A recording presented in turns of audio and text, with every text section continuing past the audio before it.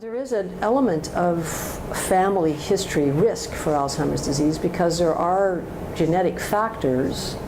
There are a couple of genetic factors that have emerged as being rather important in Alzheimer's disease, but not to the extent in what we call the late onset disease that tells you for sure you're going to get the disease. There are kind of genes that make you at risk and genes that may protect you from getting the disease, but if you have an immediate family member with late onset Alzheimer's disease, that means over 65, you have about twice the risk as somebody who doesn't have such a family member. I mean an immediate family member, parent, brother, sister, or even child occasionally.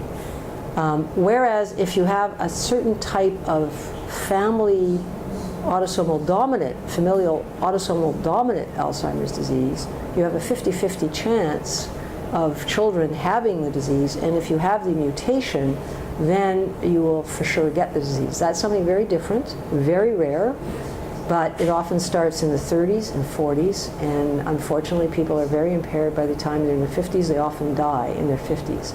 That's quite different, but that's also something we study, and that's something we're very interested in understanding, but that's not the common variety of Alzheimer's disease. So yes, there is a family history that may be of importance. We're turning that into the possibility that we may be able to help individuals who are at risk because of a family history with now some new opportunities for clinical trials where people are given a scan that shows whether or not they have amyloid in the brain, which is the protein we see in Alzheimer's disease.